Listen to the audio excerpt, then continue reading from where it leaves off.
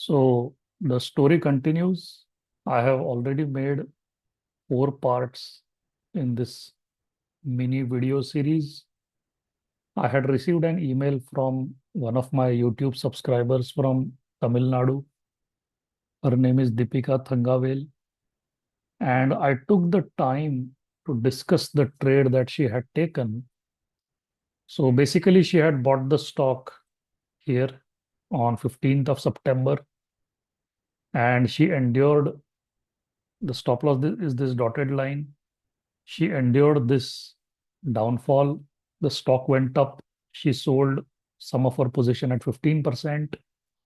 Somewhere in this area, after selling that, she kept a OCO order, which means either sell at 10% from the buy point or 20% from the buy point. Since the stock did not come down after she put that order, I am assuming that she got out on her remaining position at a 20%. So part of the position was sold at 10%. The remaining was sold at 20%. And I think she should not look at the chart again. Okay. Otherwise, there is a chance that she might feel painful emotionally, but that's okay. But this was a good stock selection from a beginner. One mistake she made in this is that when I teach my orange trading system, she looked at liquidity. Her analysis was correct. Market analysis was okay. Technical analysis, fundamental analysis was okay. In comparatives, she did not focus on market leadership. So if we look at the industry group of this stock, it doesn't come in the top 15 even when you look at market capitalization as a criteria, right? It doesn't even show up in the top 15. So TD Power is not a market leader in its own industry group. Look how the stock has skyrocketed in the last 2 days. This is today. This is currently the market is going on. By the way, I am a SEBI-registered research analyst. So please read my standard disclaimer. It is available on every video description. Okay. I don't give any buy sell recommendations. I don't give any advice. I do not write research reports. Coming back to the trade. So I have made 4 videos on this. I have discussed liquidity analysis, comparative analysis, technical, fundamental, market. And I have spent a lot of time. 3 out of 5 videos were spent on technicals. Okay, the stock was bought on a weekly time frame chart. This is a daily time frame chart. Okay. After I published those 4 videos, Deepika went, studied those 4 videos, and then she sent me an email, which I want to discuss with you today. In that email, she's not asking a question, but there is something in that email which I want to discuss with you, which will bring out some learning from this video. It is an important point. That is why I am sharing this email with you. Otherwise, there was no need. So let's read that email. I'll go through the email quickly. Hi, sir. I'm writing this email to convey my gratitude for your valuable review and guidance. As you mentioned, I didn't do the market leader analysis. So she's talking about comparatives here. In comparatives, we'll do the market leader analysis. We want to be with leading stocks because they are the ones that get the attention the most. I understand now how important that step is. And let me read this email again slowly. Hi, sir. I am writing this email to convey my gratitude for your valuable review and guidance. As you mentioned, I didn't do the market leader analysis. I understand now how important that step is, and I will make sure to be more careful about it next time. I don't have much knowledge about price action and volume trading, but I found your explanation on that very useful. I will continue learning to interpret the price action along with volume, and I hope to understand it better with more practice. So she is talking about this is a daily time frame chart. We do look at volume. Inside the volume, inside the base, the volume is supposed to be low, so that's an indication that institutions are not selling. Even on a weekly chart, let's go to weekly. Let's go to TD power. Yeah, see, this was the base. I think she bought somewhere here. You look at the red bars inside this base. So 1, 2, 3, 4, 5, 6. Out of 6, I think four red bars are coming on low volume, which means the institutions are not selling the stock, which is a good sign, right? That is exactly what she is mentioning here. I will continue learning to interpret price action along with volume, and I hope to understand it better with more practice. Before taking further trades, I will complete your remaining videos and strengthen my understanding, sir. So remaining videos means she's talking about a positional trading playlist that I have on my channel. It has got 50 videos, 50. It's a lot of work. I had taken a lot of effort to make that playlist because subscribers were asking for it. And you will have to take a lot of effort to go through 50 videos. That's a long, it's like multiple hours, but it is worth your time. She has done that. And look at the trade that she took. Okay, look at the price movement here. Although this is not a market leader, I myself rejected this stock because it was not a market leader. But even stocks which are not market leaders, showing fundamental strength, see how quickly they can move up. So I have missed this opportunity. And Deepika, I think, got up to 20% from her buy point. See, the objective is not to catch the high. The objective is to book the gain when the stock is showing strength, which is what you will understand when you study people like Mark Minervini, Mark Ritchie, David Ryan. They sell into strength. When the stock is going up, let me open the daily again. Yeah. Selling into strength means when the stock is going up. So somewhere here from 15% from her buy point. So from here, this yellow line is her buy price. From here to 15%, somewhere here, you see this small candle. When the stock came here, on this candle, she had sold part of her position at 15%. I hope I remember correctly. But on this candle, when the stock recovered, she placed two sell orders, one at 10%, one at 20%. So either you give me 10% or you give me 20%. Either is acceptable, which means I don't want to book a loss on this trade. After spending almost a month on this trade, see, this was 15 September. And now we are in November, 3rd of November. So if you want to capture this entire gain, you need patience, right? Assuming she had sold 1/3 here, then the remaining 1/3 on either 10 or 20% and kept the remaining 1/3, she could have got an opportunity to ride this trend. Okay.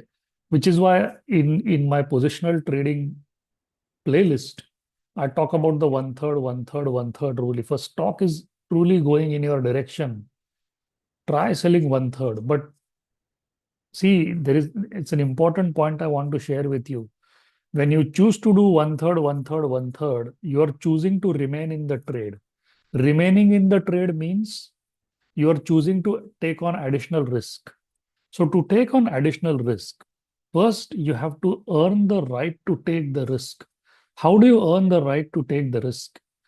The way to earn the right to take the risk is the trades that you have taken before you took TD Power. If you have made money on the previous 2, 3 trades before you took this trade, then that gives you the ability and the willingness to take the trade. Basically, when you take 2, 3 good profitable trades, that profit gives you the ability to take more risk on your fourth trade. And this could be your fourth trade. When I say 1/3, 1/3, 1/3, I am not saying do it on everything. I am saying you should do it only on those stocks where you have already earned the right to take the risk. Otherwise, just get out at 10%, 15%, 20%, whatever suits you.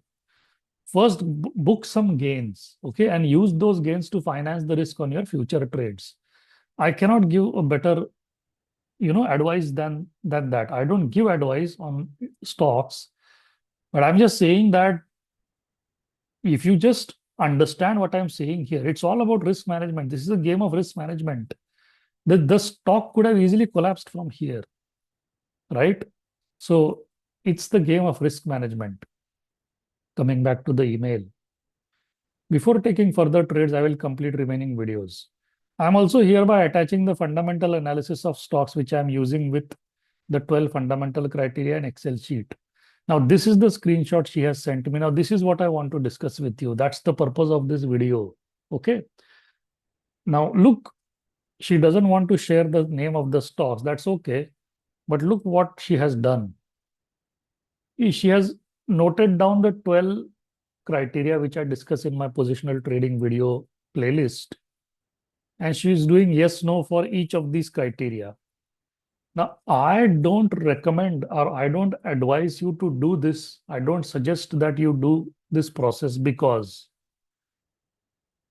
first you look at those stocks which are forming a base. So, first priority is technicals. What is the point in doing fundamental analysis of a stock which is not technically strong?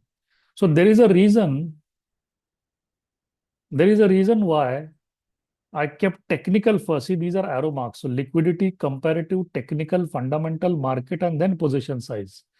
So there is a reason why I placed the technical before the fundamental. Because if a stock is not forming a base, why should I do fundamental analysis? And a lot of my students are making this mistake. So for example, let's say this stock, let's say this here, she is written positional. Okay. I don't know how to zoom this. Yeah. See, See, here she has written positional. The name of the stock is not mentioned, but she has looked at all the 12 criteria. She has written positional. Now, whatever the name of the stock, she has hidden the name of the stock, but whatever the name of the stock, why should I track the stock if that stock is not forming a base? Why should I track the stock if the stock is not even having blue, green, red moving averages on the daily time frame chart?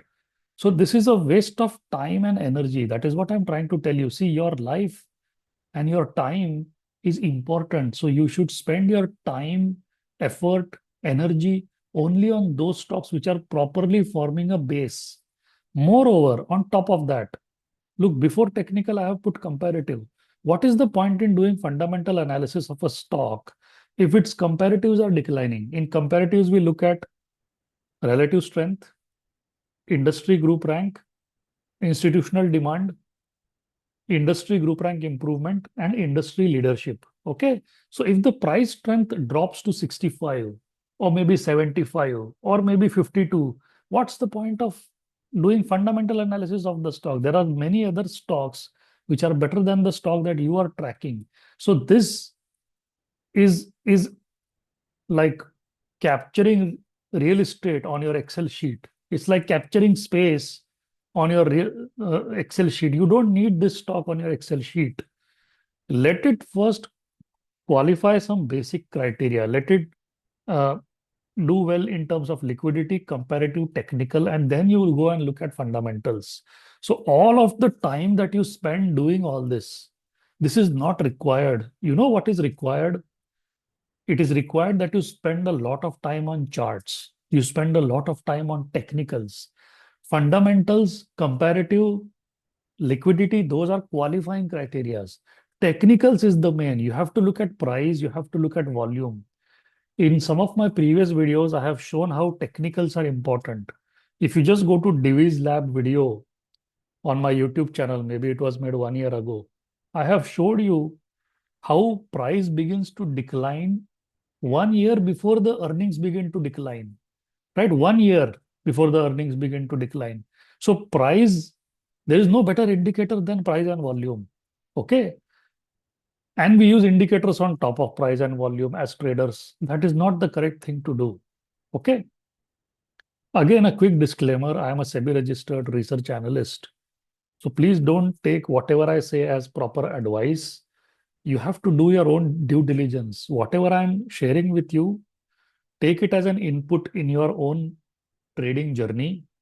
Whatever I'm discussing with you, it will help you in your trading career. Coming back to the email. So my argument here is there is no need to do all of this. I don't use an Excel sheet in my analysis. Every day I scan through all the stocks. I get 4 or 5 stocks that are that look technically strong. Out of four or five, I reject two, three because they are not fundamentally strong. I quickly look at fundamentals just by one glance. Within 10 seconds, I am done. I want you to start doing that rather than doing an Excel sheet. I want you to start looking at fundamental analysis. I want you to do fundamental analysis of a stock in like 1 minute because the criteria is all fixed. 60 seconds, you should be done, right? Because we don't want to spend too much time doing fundamental analysis because we already identified some key factors. By the way, this is for trading, okay? Swing and positional trading. This is not for investors. If you are an investor, if you want to do value investing, then you will have to do considerable amount of research, fundamental analysis to buy a stock because you want to hold that stock for 5 years, 10 years, 15 years. For trading, we have a basic fundamental criteria which we stick to. That is why I said fundamental analysis, 60 seconds, you should be done. So out of five stocks that are forming a base, I will do fundamental analysis. I will reject two, three stocks, and the remaining I will focus on that. Okay. So that is what I wanted to cover in this video. Sorry for the poor quality photo, sir. Also, I was not good at measuring net margin expansion criteria, but after watching the brief video of net margin you posted, I am aware of how to see it now. One of my YouTube subscribers wanted to know how to do net margin analysis. So I think recently, in last month, I posted a video about this. Please check that video. It's very simple. Your review was really valuable and gave me clear direction to improve. Thanks for these videos you are posting in YouTube. Definitely, it is making difference in my trading journey. It is helping me grow psychologically also, sir. I wish you all goodness and happiness. Best regards, Deepika Thangavel. So the story ends here. Okay, I encourage you to watch these 5 videos because I have covered everything for that single trade. Why did she take the trade? Why did I not take the trade? What happened after the trade was taken? How was the trade managed? How was the risk managed? I think only one thing which I could not share because it was not shared on email. I think stop loss movement. I am assuming by the time she moved, by the time she sold her first tranche of shares, she moved the stop loss to break even. If that was the case, then that is fabulous risk management. Okay. Look how the stock has skyrocketed in the past 2 days. And by the way, I want to inspire you by saying that if Deepika, who is a beginner, if she can take the time to study and take this kind of a trade and manage it quite well, if she can do it, you can also do it. All you have to do is to just follow the process that she has followed. Just watch the 50 videos on the positional trading list. Your approach will become very methodical and very professional. This was a very professional approach by a beginner. So if you measure from here till here, the stock is up like 50% in less than 2 months. And the stock was identified from this orange trading system and from this filter. Of course, there are many other stocks which went down, but they never met our criteria. So there's no point in analyzing stocks that have gone down because they never came in our criteria. This stock did come in our criteria. I rejected the stock only for one and only one reason. Otherwise, it was a good argument to take the trade, right? Thank you so much.